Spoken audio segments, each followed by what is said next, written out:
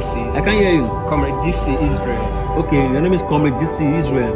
Okay, Comrade DC Israel, are you married? No. Okay, you're single. Yeah. Okay, thank you. Comrade DC Israel, the people are watching you all over the world.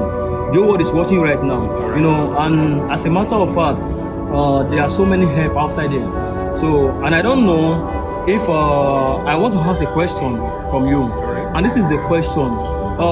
What experience, both good and bad, that you have passed through? Based on your story, you told me that you were the one who found yourself through university days, you know, and I know what it means for something like that to happen in someone's life, you know, to a young guy to find himself down to university days and stuff like this. So can you tell the whole world, you know, how you were able to achieve this aim? So take it. Basically, success will not be achieved easily without the help of one or two persons, even though not from your family background. And sometimes we receive little assistance from outsiders, strangers, people we encounter accidentally. Mine started. I work with the information I gathered. First of all, my mother gave me some information. She told me success story about some persons, of which I think if I apply that same principle, that I can also get to this point where I am today. So she told me back then that there are some persons that while going to school, they involve themselves from one business to the other. They have this saving ability, they will save, and with their saving, they're able to fund themathemselves, and they come out successfully without having an issue in school. So I work with this mentality. My secondary school days, my early secondary school days, my dad enrolled me, of a truth he enrolled me, but the help ended there. I continued from there, in the sense that after the enrollment, there was no favor, no help from anywhere coming. So as a young guy then, active, I have to be in the streets, also gather some money, take care of myself in school. Back then, feeding was a major challenge to me. But sometimes you can imagine going to school early in the morning, I come back in the afternoon, going to in the evening without food, empty stomach. And when I come back from school, you're asking yourself, what will you eat? And I'm that type that I don't like begging people. Instead of begging, I better work and earn little things that will enable me to take care of myself. So the strength now continue from there. Along the line, I met some persons like Mommy Rosa Abanre. Thank God she was there. She gave me the little assistance I needed. Apart from her, I still meet some persons like Esther Doporia. She also gave me huge support. Give me a house to stay freely without any fees, and sometimes she even helped me in terms of foodstuffs and the rest. So going, by the special grace of God, finished my. I got to SS2. SS2, I was like thinking of dropping out from school because of financial constraint. But I don't know, a spirit came in me, and I just continued like that. And along the process, my elder brother gave me a bike to ride. I was like, bike to ride. What can come out of it?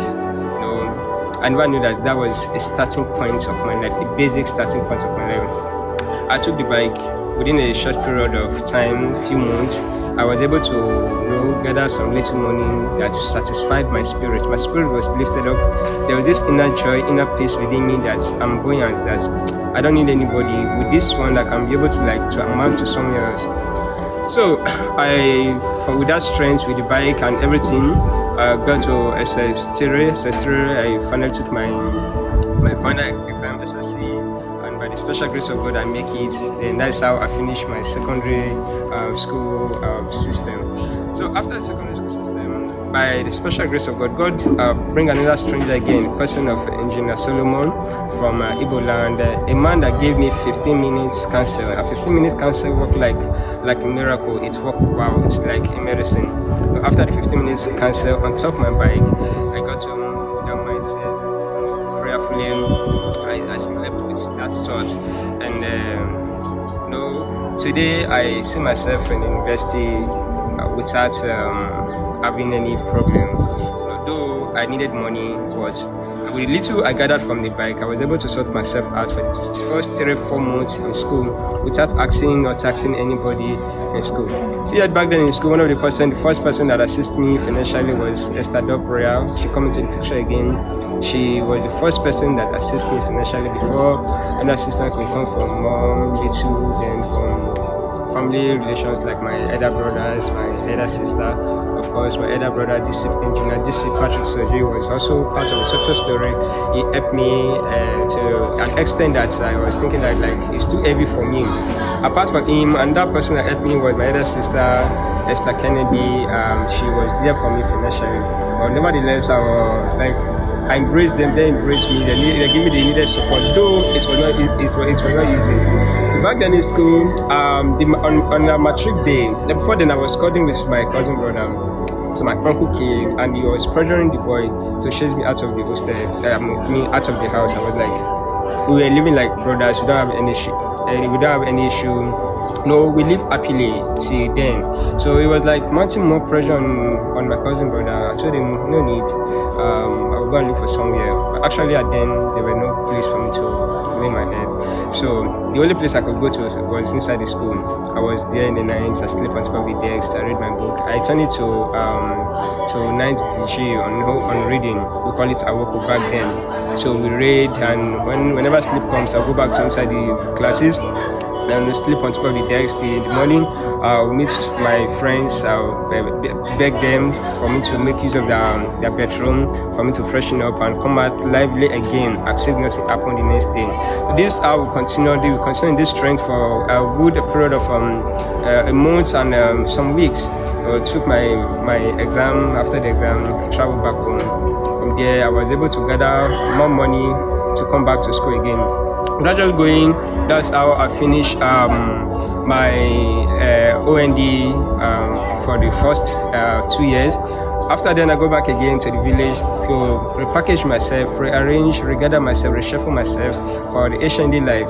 Coming back to HND life, it was sweet because by the special grace of God, I've gathered enough to take care of myself. But along the way, the money gathered got finished. What to do? I have to think very wide in order to help myself.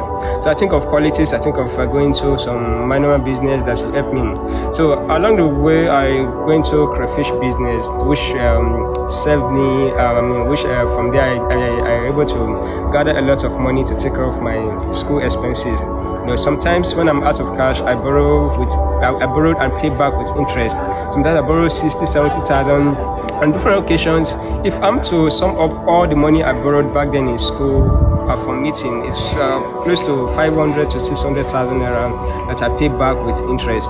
Of course, one of the person that was there for me during the borrowing process that lived so much confidence in me that I will pay back without giving them any tough time, Esther Dopra again. This woman is part of this success story, and this success today cannot be achieved without mentioning her name over and over again. So she believed much in me. She borrowed from the meeting, and I pay back when it is due to pay back with interest. So going, I see that only the crayfish business will not be sufficient for me. So I go into school politics where I become the tribal president.